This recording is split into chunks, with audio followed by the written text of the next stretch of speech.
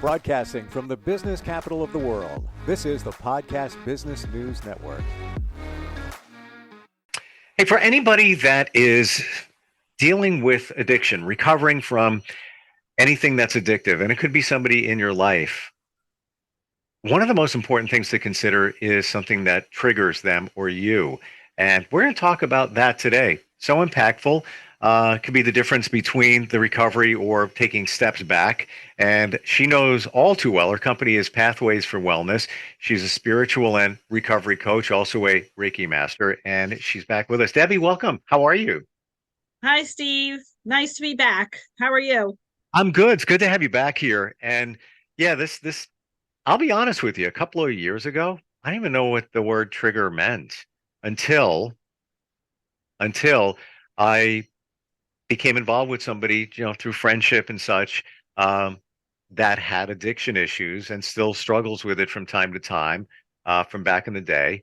And that's how I learned that word. She actually said, yeah, that reason I did that was I got triggered. I was like, oh, that's what that is. And I'm sure that you hear that a lot in helping people. Yes. So if you don't mind me asking, did the individual share what was her trigger? What triggered her? Because there are many, so it'd be interesting. There were many. Yeah. The one that comes to mind that I'm going to share it with you because it came up in a conversation was a previous boyfriend, and she dealt with issues of drug abuse, alcohol abuse, challenge growing up, but her ex-boyfriend would not give her attention and look at pornography. And you say the word, and right away it becomes a bit of a trigger. It's right, the personality changes right away. So that's just one of many that were there. And then we'd have conversations about stuff like that and try to, why does that mean something? How did that happen?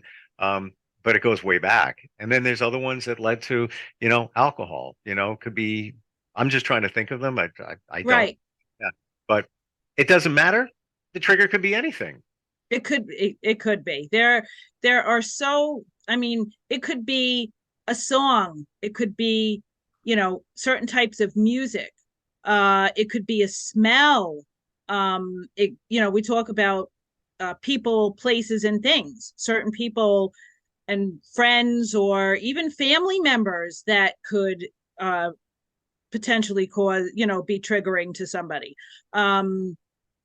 Sounds, if being at a club or something, or just again, it sounds silly, but it's not, loud, certain types of music. If somebody was using at the time and that's what brings them back to that place, that could be a trigger.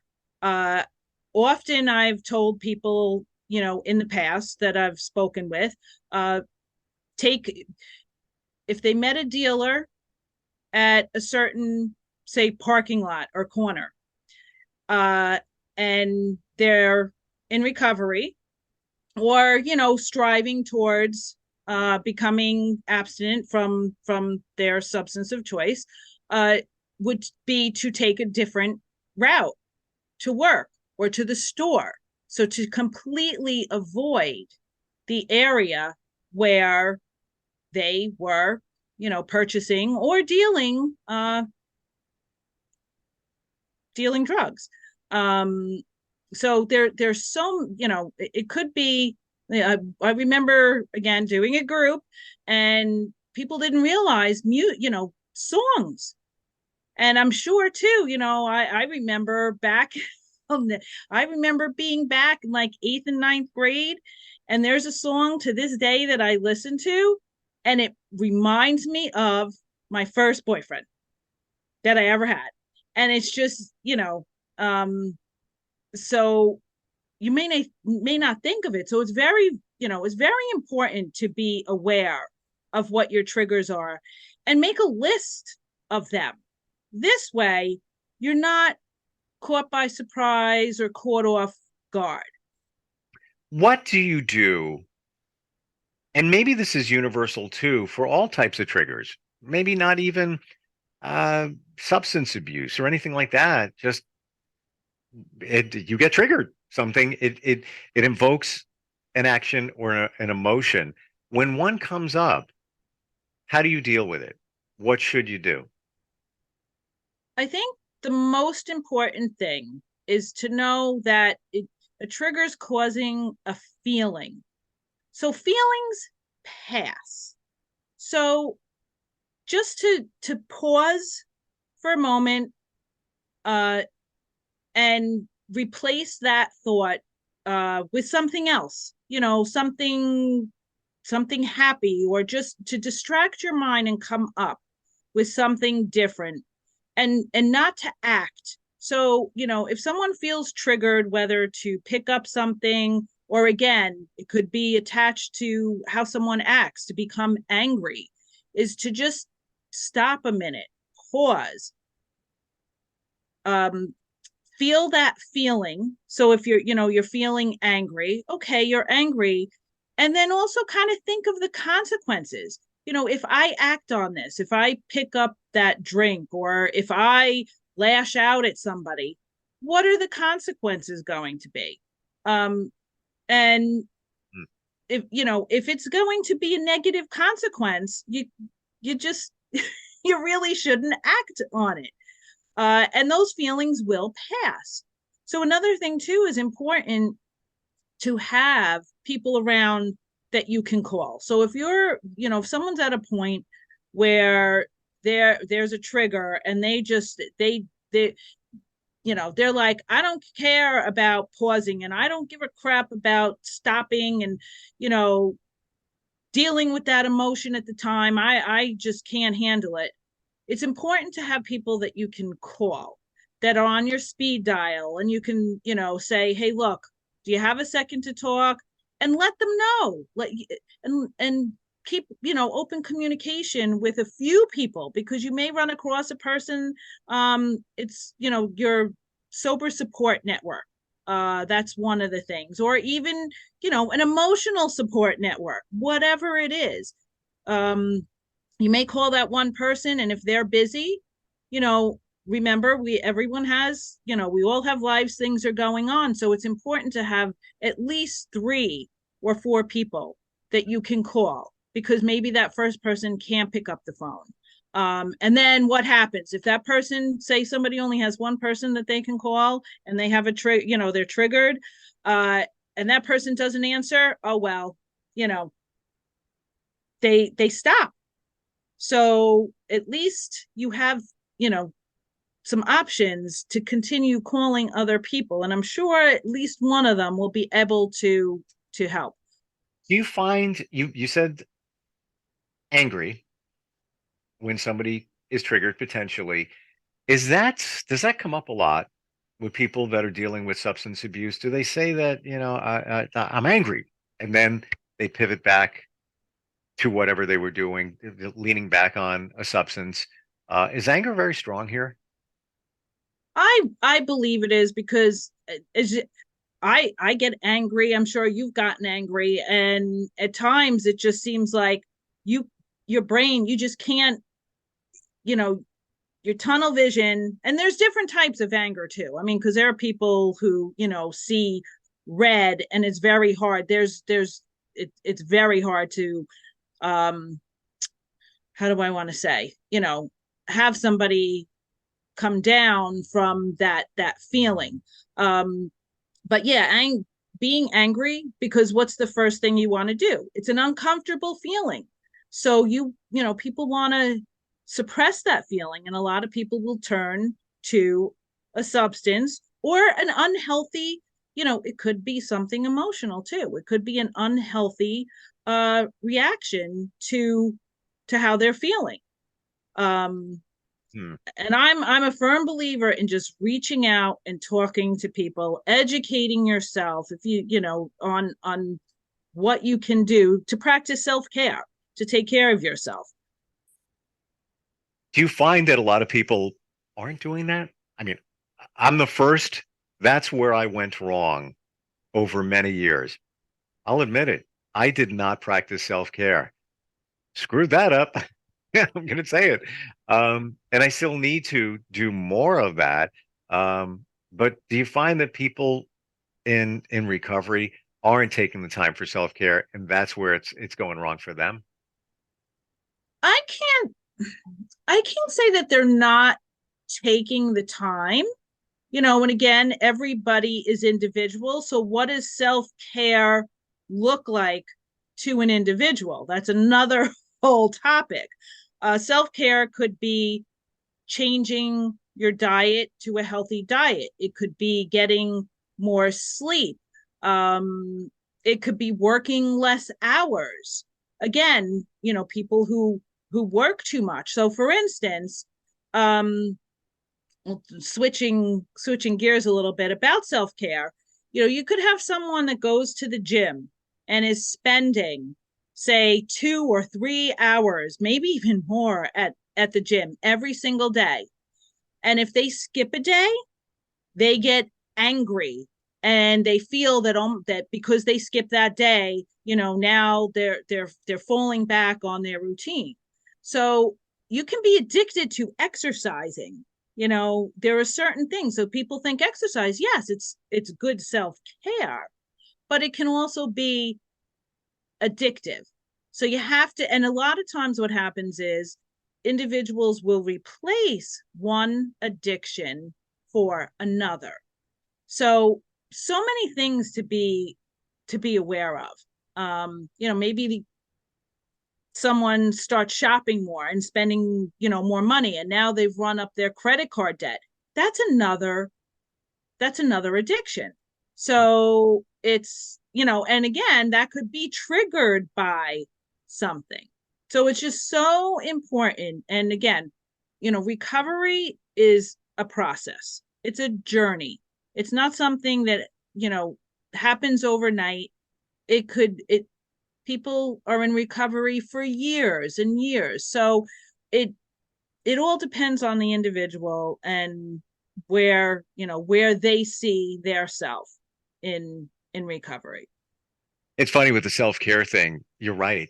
It takes all different forms. What you consider to be self-care, I may look at and say, "Wow, that I wouldn't do that. Doesn't that doesn't feel good." And I used to go to the gym. This is only, let's see, 4 years ago. Um, I walk in, treadmill, 20 minutes. I'm like, yeah, you know what? I got to go to work. I got to make sure that everything's taken care of because I got to support my family, blah, blah, blah, blah, blah. And I left. And that was me not doing proper self-care. Um, but I think it's important for everybody. Um, with the recovery process, do you talk to the people you work with about their triggers? Does it come up in a conversation? Do you ask for them, or does it just come up in the conversation organically whenever they deal with a situation? I'll be honest. I think it's a little bit of both. It depends, it in so uh, coaching, I think I've mentioned it before, is different than clinical care. So coaching is meeting the person where they are currently at. On the clinical side, it's, I do not diagnose. I am not a medical provider. I don't prescribe anything. My goal is to support an individual. They're in the driver's seat. I have that on my website.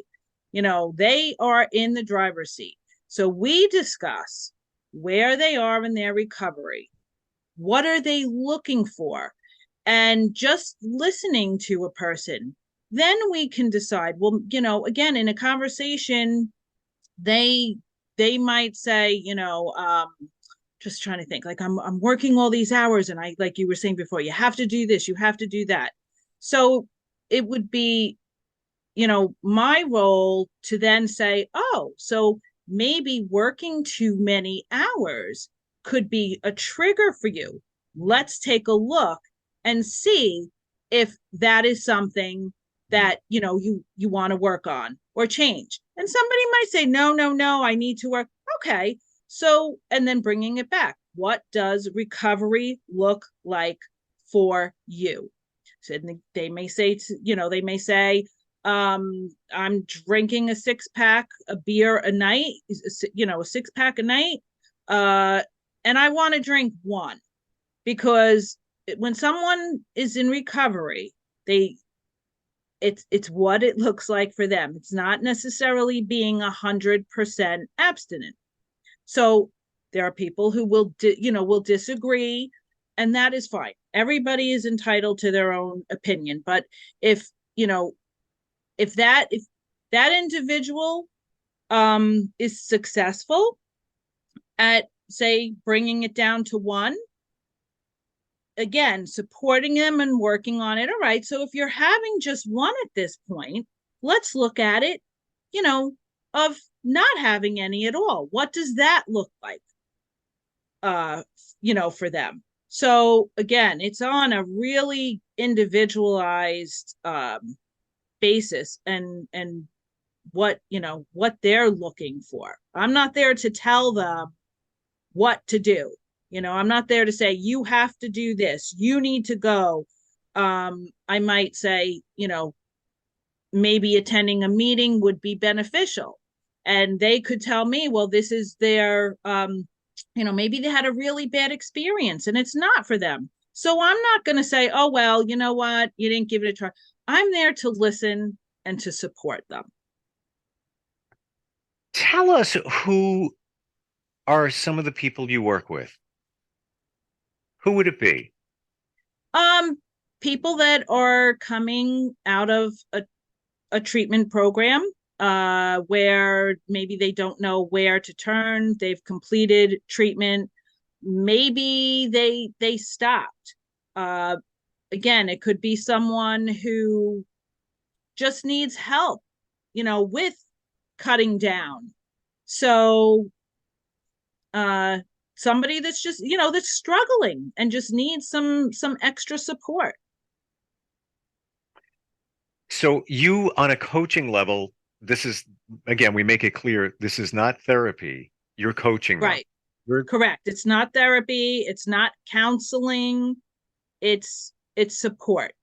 It's having a conversation and supporting an individual and helping them maybe recognize some of the things that they didn't even, realize was available to them, and goals, what do they want to work on? How long does it usually take? I always hear, 12 weeks is a starting point, and that's not a sales pitch. In my understanding, it takes time. There's, for habits to be adjusted and all of that. What does it look like for somebody when you're working with them? So when I was on the clinical side, and I'm going to be honest with you, it takes someone's body and your brain approximately 9 months to, I'd say, closer to a year to adjust, because talking about triggers, and then triggers can cause an individual to, if you want to say, slip or relapse. I just lost my train of thought. We were talking about, so a year. Yeah. So say whether someone is in a clinical setting or not, and they're working on their recovery, and they're, remaining abstinent, or they're cutting back, and all of a sudden they're like, wow, say it's a month or 2 months into their recovery process, and they're like, wow, I really got this. This is good. I don't need any more support. I'm good. Things are going great. That's usually when someone relapses, because they kind of lose sight, and your body and your brain has not adjusted to not having that, not having that substance or substances. So it takes a good 9 months to a year. And again, you're learning. It's a journey. It's a process. It's lifelong. It is lifelong. Just like any, someone who may be struggling with, say, emotional things, or a mental health issue. It just doesn't go away. it's, it's, I'd like to, one of the words I'll use is like navigate. You're navigating the waters. You're seeing what works, what doesn't work. It's being patient with yourself. It's being kind to yourself and realizing, life, nobody's perfect. And what can you do for yourself to just take care of you? Because if you don't take care of yourself, no one else is going to. Self-care. Yeah, that's again. True. I mean, and Yep. what is completely true. You're responsible for you. However, you can get support from people to help you along the way, and that's where you come into play as a recovery coach. Um, so it would be somebody that's been in a clinical situation, and you pick up from where that leaves off. Yes, it could be. Okay. Or again, yep, or somebody who is not, doesn't have it. They don't have to have a diagnosis either. So it could be someone that says, look, I'm I'm struggling with my drinking. This is where I'd like to be. How can you help me? And I may not be the right fit. So I offer, a 15-minute free discovery session so we can talk, because, some people might not like my style of support, or maybe depending on what's going on with the individual, they may need a higher level of care than just coaching. So I'm not going to say, oh yes, I can help you 100%. This is what's going to happen. It's it's like assessing to see, are we the right fit, and can I help support them in their journey. Gotcha. Yeah. It's not, I don't hear of a lot of people that do what you do. There's clinics, there's places that people can go. But until we met, I wasn't even aware that there is a recovery coach. I thought it was more of, counseling or therapy. And part of me says when you've gone through it, and I don't know because I haven't, um, you want to get away from that. Like that was that I want to move forward. And having somebody coach you along the way with accountability, it's almost as if it's like a friend as opposed to having, a therapist. Nothing wrong with that, but just a different feel to it. It to me, it looks like a more positive moving forward kind of feel. Well, I appreciate that. Yeah, the other thing too, I don't diagnose. So for instance, like I don't take insurance, where therapy, I mean, some therapists I'm sure don't, but you're, a lot of times there's a diagnosis attached to that. And there are people who don't want to um, have a diagnosis. So I would hate to see people fall to the wayside because they don't know Right. where to turn to. And because they don't want, sadly, the stigma that goes behind having that. Um, and now I'm not saying that there aren't individuals who would benefit from seeking, medical attention. I highly recommend that if someone really needs medical attention, please, by all means, you know, seek help. I'm just saying, that there is support out there. Yeah, and a different type of support if you've been through all of that, and now you're at the point where, yeah, I want to stay connected with myself and my situation, but I want some accountability in a coach. It's a whole different feel, I believe. Plus, we bring in the fact that you also are a Reiki master with energy healing. So if somebody is open to that, I think I've had energy healing for a couple of years now. Fantastic, and that can help in many ways, right? There are articles out there how Reiki and the energy healing can help uh, people who suffer from addiction. For sure. It's not a cure, but again, it's a tool. And if it works, why not put that in your toolbox to help, to help you? Yep. How do we find you, Debbie? My website is pathwaysforwellness.com. My phone number is 631-926-2362. And my email is info@pathwaysforwellness.com. And you can make an appointment right on the site where it says book now.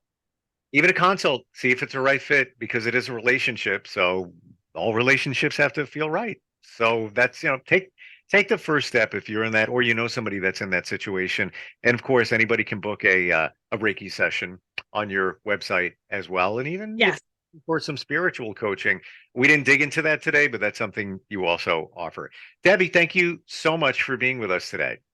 Thank you, Steve. Take care.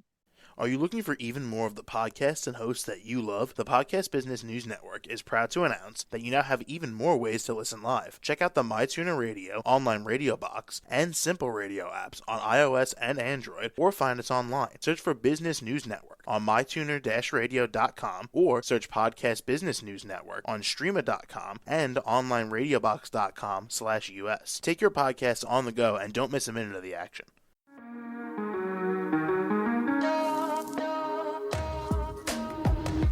Broadcasting from the business capital of the world, this is the Podcast Business News Network. For nearly 2,000 severely injured veterans, everyday life has become filled with barriers. Day-to-day simple tasks can become pretty daunting. I have to carry my chair up 2 flights of steps or have somebody do it for me. What scares me the most is just the falling. When I'm struggling with my house, I think, to have that one great barrier just knocked down, it's crucial. Home for Our Troops is a wonderful nonprofit that builds a mortgage-free, fully adaptive, handicap-accessible house. And there's no catch. It'll be our very first home that we've ever owned. This is a game changer. This is where your life begins again. We need you to join us in completing this important mission. Please visit hfotusa.org and help build homes and rebuild lives. Because of you, everything's going to be okay.